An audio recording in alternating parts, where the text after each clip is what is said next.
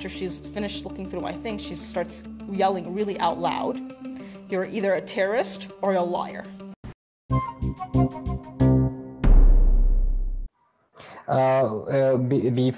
Before the chemical attacks, we had news from a person in the Assad army that he told us that you should take care because there is something dangerous gonna happen to Moadamiyeh. Hello, my name is Stanley Heller. Welcome to The Struggle. The Struggle is shown on over 30 cable stations from Vermont to New York City and in Washington, D.C. Our website is thestruggle.org. Our YouTube channel, Struggle Video Media. On the program today, Palestine, Syria, Puerto Rico, and a last-ditch effort to stop more U.S. weapons going to Saudi Arabia.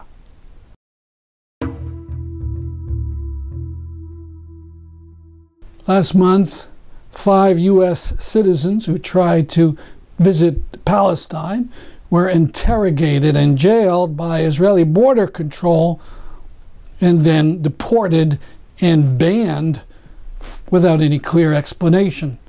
Israel routinely racially profiles visitors arriving at the borders they control, which includes the occupied Palestinian territories. This video was produced by the Institute for Middle East Understanding. The first question I got is this guy. He looks at my passport and he looked at my face and he said, "Are you a Muslim who changed your name to be American? Or did you recently turn Muslim and you haven't changed your name yet?" The question caught me really off guard. I was like, "No, I'm not Muslim, brother." I tell her I'm going to Jerusalem, Tel Aviv. She makes this gesture about like the way I'm dressed, and she's like, "You're telling me you, the way you like this, are going to Tel Aviv and to the beaches? That makes no sense whatsoever." They said that they thought I was lying and that if I didn't change my story, that I would be deported. He had me write down my grandfather's name, right? My father's name. These American-ass names, Jeffrey Thomas, Lewis Thomas, right? Like, I don't think it's what he was looking for. Asked me to open my phone, which I refused to do. What activism do? And I'm like, I don't really do activism. I'm a teacher, bro. He's like, "I don't know if you know what I do. I sit at this desk and catch terrorists." After she's finished looking through my things, she starts yelling really out loud, "You're either a terrorist or a liar." I get a phone call from the consulate in Jerusalem, and he says, "It's unfortunate, sometimes these things happen," as if there's like there's nothing he can do about it. Hours and hours later, a guy walks up with the paper. It basically says you're an immigration threat, you're a threat to the security of the state. They immediately fingerprinted me. "This is your passport, I'm just letting you know it's stamped. You're denied entry."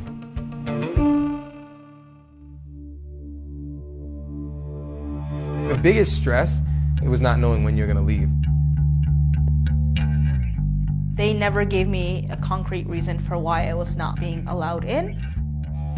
It was terrifying to be taken outside of the airport to a van. I was not told where detention was. I wasn't told that it was actually jail. I've never been into a place where profiling seems like so celebrated. It's very frustrating knowing that even though I'm a citizen of the United States, that I can depend on my government to back me up when needed and to protect me. The fact that we give so many millions and billions of dollars in aid, these are my tax dollars that you guys are taking, they'll still treat you just like you're a nobody. Although it was terrifying and brutal for me, it should absolutely terrify you what Palestinians live under and live through on a daily basis. The concept of denial for them is much more brutal. These kinds of struggles that people feel at the border is a way for us to relate to somewhat to what Palestinians are facing. A beautiful welcome mat to the people that they want. It is literally a detention cell for the people that they don't want. And I know it was minuscule in comparison to what they do on a day-to-day basis.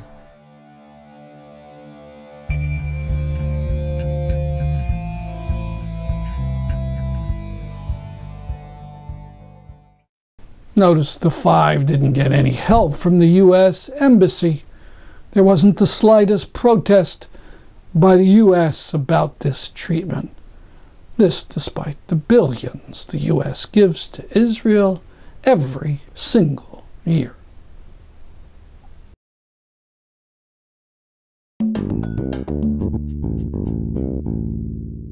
Daryya is a town near Damascus, Syria.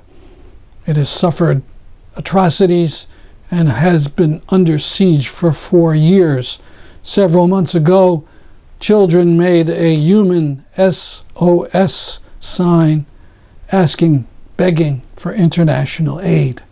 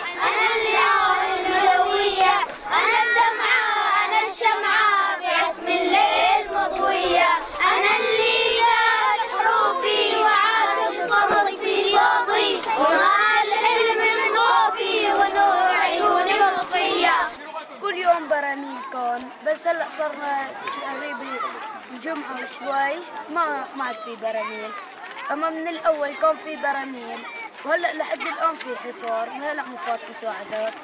شفت الاطفال وشفت الاولاد، كل اللي على يده ياكل، ما في حدا يعني شيء، يعني حالتنا سيئة كثير كثير. شو الوضع بدارية بحكي سنين؟ في محلات، في مشافي، في مي شرب، احكي لنا عن الوضع. والله لا في مي للشرب، ما ضل، ولا في مشافي، وحتى اذا في مشافي ما في يعني دواء انك تعالج المريض، ما في دواء، ما في شيء. يعني اذا اعطوك دواء عم يعطوك اياه خالصه مدته من 3 سنين، يعني خلي لربك كثير، يعني الحاله سيئه كثير والله، وضعنا صعب كثير والله، وان شاء الله الله هيك يرجع علينا. لهلا بدنا ندخل مساعدات بس النظام ما عم يخليهم، او والله عم يقولوا هن بده يدخلوا لنا مساعدات بس لهلا لسه ما دخل شيء، ويعني ان شاء الله بتمنى انه الله هيك يا رب يهديهم كلهم يا رب، الله يهدي هدول وهدول، وانه هالاطفال هيك تعيش بسلام وامان، وهذا اللي بدنا اياه بس، والله يفرجها علينا يا رب، وشكرا كثير لكم. ليش بفوتوا لكم مساعدات؟ لانه ما في مدنيه بدارية. ايش عم نساوي هون؟ عايشين على اكل المطبخ، على الشوربه، على اساس شوربه، وعندنا مي على الحال فيها 3 رزات، عايشين من قلة الماء. The aid never came. Last week we showed you what did come: barrel bombs and napalm. When the last medical facility was blown up, that was the end. Defenders of the town surrendered. The UN, which never helped the people, brokered a deal to allow everyone to leave. These are pictures of people lining up to leave their homes forever.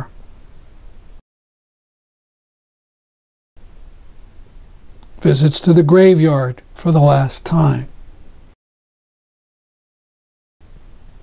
And a scene of utter devastation.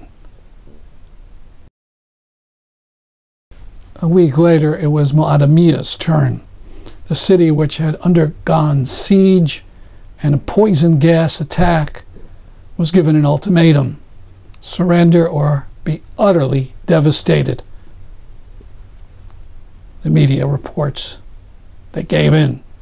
Here's an audio-only interview I did by Skype on September 1st with Dani Qappani, who had been trapped in the city for years.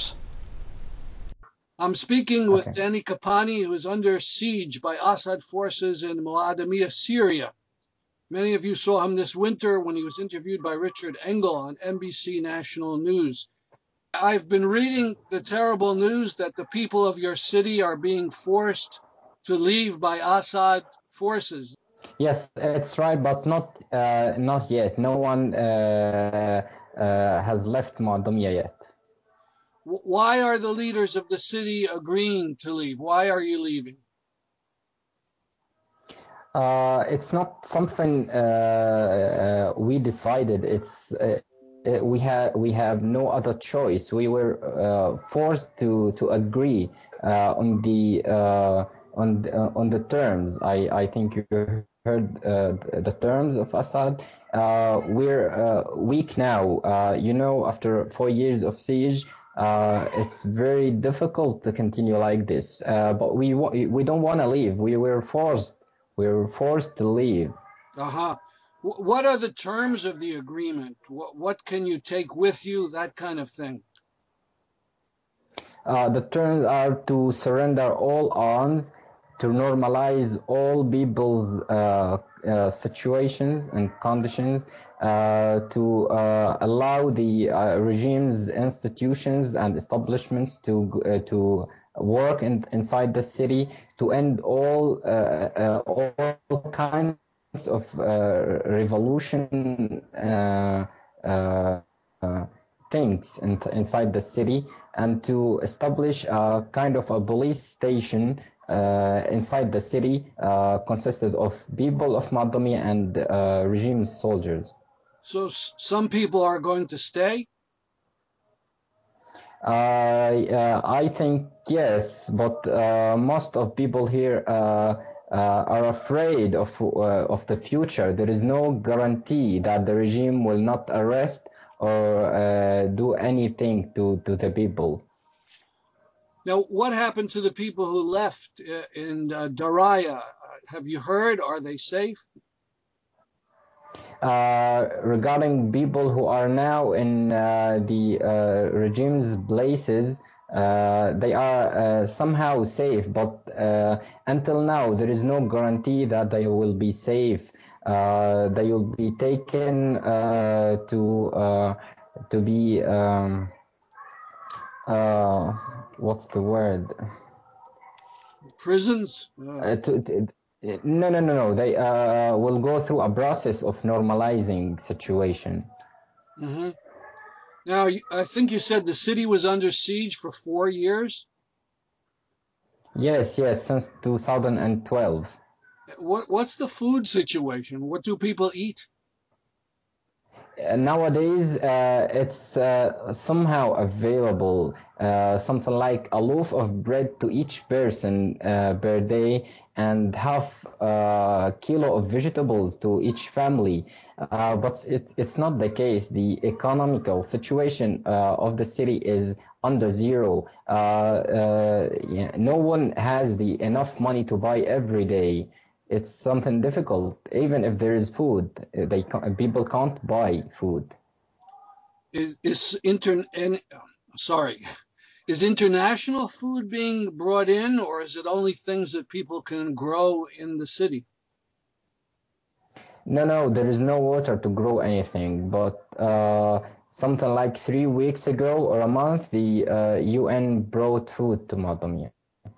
I see. How old are you, if I could ask? How old are you? I am 28. And before 2011, were you, well, you weren't in school, or were you working? I graduated from Damascus University in 2011, English Literature Department. And I've seen some of your posts. So you write poetry, am I right? Yes, Arabic poetry, and sometimes English. Yeah, the auto translations are a little strange sometimes, but yes, we hope to see some books someday, and that we can really get. I hope so. If I keep on my memory, if I don't lose my memory, of course I will write a book. Now I want to talk to you. Well, let me ask one other question here. Was there bombing the last time, like in Daryya, or you once wrote to me that the fighting or the bombing had stopped? What has it been like the last month, let's say? It stopped something like 90%. Before February, yes, they were shelling the south part of the city with everything to separate between Moadamiyeh and Daryya, and they unfortunately made it to separate the twins, Moadamiyeh and Daryya. But after that, they used to shell the city every now and then with mortars and artillery shelling. Do you know who's doing this? I mean, is it all Syrians or is it Hezbollah? Do you have an idea? No, it was the Assad regime army. Mm-hmm. Now, Moadamiyeh had been in international news in 2013 in August during the chemical weapons attack. Were you there that day? Yes, of course I was there. Can you describe what happened? For me personally, I was at the office, something like at the dawn. I heard a strange sound, something like toot, toot. I just went straight away to the roof of the building where I was, where the office is, and just tried to listen where the sound is coming from. It was coming from the west, from Damascus, the city, and I, after like 5 minutes, I heard screaming, people screaming, and cars rushing. I rushed to the place. I found people carrying other people who seems, for the first sight, seemed like dead, children, women, and men. Then after that, I went to the field hospital. I saw hundreds of bodies all over the place. It was shocking. It was the first thing to see in my life, to see hundreds of bodies dead. And my eyes went, I saw my uncle and his son and his 5 kids also on the floor. Some of them were like shaking and foaming from the mouth, and the other were just like dead. I tried not to cry, but I couldn't. And after that, I just held my camera to film. And at that time, I didn't know anything about my family. I don't know what's their situation. I tried to call them, but there was no signal in the field hospital. I used internet to talk to my fiance out of the city, to call them on phone, just to tell me how they are. Are they still alive, or were they still alive? She called them and then sent me a message on WhatsApp that they are okay, but my 2 brothers are something like can't move because they were helping people, evacuating people from the place, and they needed needles to be okay. I took needles, injections from the hospital to my brothers, and then went to film in the streets, and then went to the media center's office with my friends to share what we filmed to the world. After that day, I can't describe my feelings now, because every time I try to remember that day, the scenes and the faces, the cries, the moanings of people, every time I try to remember them, words stuck into my mouth. I'm just speechless now about that. I'm so sorry to have to bring it all up. How many people died in Moadamiyeh from the chemicals? 64. 64 people. And again, I'm embarrassed to say this, but you know, in the West, in the United States, there's a good number of people who say this was a plot. It wasn't the obvious. Who do the people in the city think did this chemical attack? Before the chemical attacks, we had news from a person in the Assad army that he told us that you should take care because there is something dangerous gonna happen to Moadamiyeh. He didn't say what was to happen, but he said so.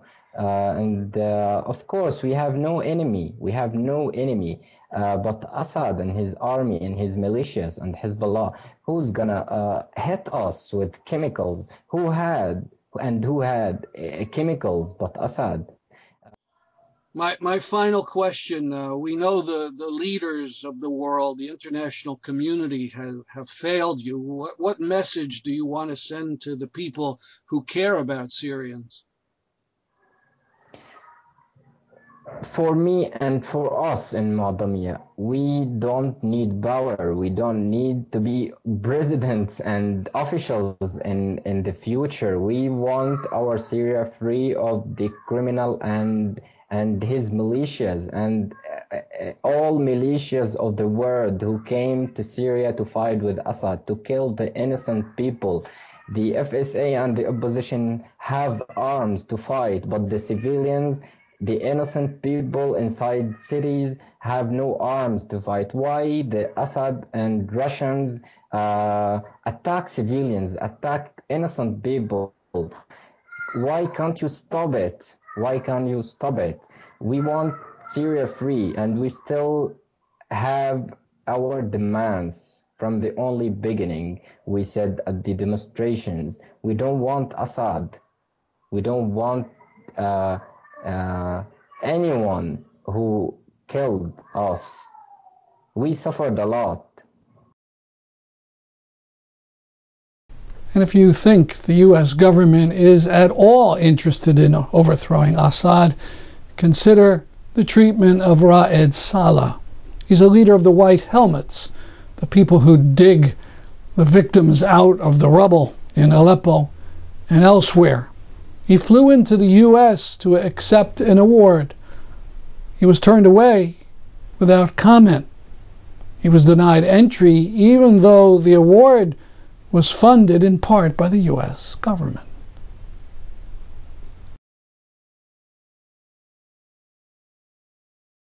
On August 31st, hundreds of protesters in San Juan, Puerto Rico, opposed the first scheduled conference for the Puerto Rico Oversight, Management, and Economic Stability Act, PROMESA, hosted at the Condado Plaza Hilton.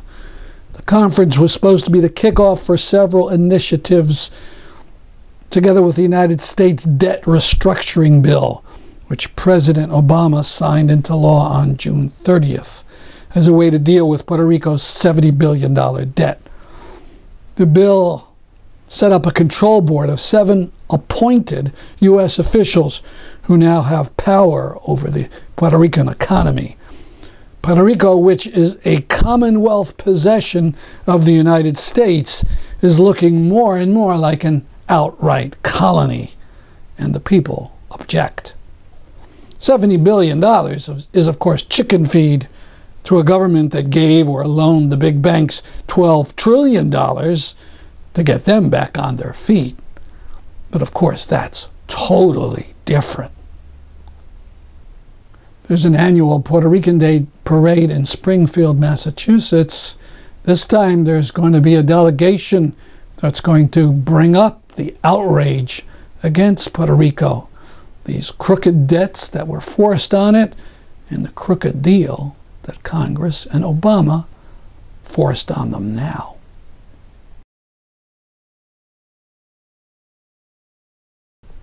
Obama approved another $1 billion arms deal to Saudi Arabia to resupply it in its efforts, in its aggression and war crimes against the people of Yemen. Congress has just till September 9th to knock it down. Medea Benjamin was in Connecticut for 2 well-attended meetings where she talked about Saudi Arabia and Yemen. We'll have video next week. But right now, a 9-second message for Congress that people made after the Hartford meeting. Stop U.S. weapons sales to Saudi Arabia. Stop U.S. weapons sales to Saudi Arabia. Khaled Quzmar is a Palestinian lawyer and General Director for the Defense for Children International. He spoke some months ago in Connecticut for the Tree of Life Education Fund. Concerning the military system, the Israeli military system, as Sahar mentioned, started in 1967. For adults and children, there is no different. The military court works according to the military orders. No international law standards in the military court. It is so far from the international standards. From my long experience with the Israeli military system, I can say that this system is designed to punish the Palestinian, not to obtain justice. So working in this system as a lawyer, as a defense lawyer, it's a very hard work. You have to forget what you studied, what you learn about laws, about courts, and to be in the court, you have to work according to the military laws that they design, and also to be work as a kind of mediation, not as a lawyer to defend, because as Sahar mentioned, if you want to exhaust all the procedures in the Israeli military court and fix the evidence that they have, it will take long time while your client is in prison, because according to our experience, more than 90% of the prisoners, mainly children, adults maybe less than 3% or less, who are released on bail. So the court usually refuses to release anyone in the Israeli military court in bail. So we have in the court two options: or to exhaust the procedures and to fix all the evidence and to hear the witnesses. That will take minimum 1 year, or to go to make kind of negotiation with the Israeli prosecutor to make agreement for the to finish the file. Sometimes with the 3 months, 4 months, depend with the accusation or list of charges. My work in the Israeli military courts for around 20 years, I can conclude really that it is a disgusting system. It is unfair trial court. That's our program for today. See you all next week. This is Stanley Heller for The Struggle.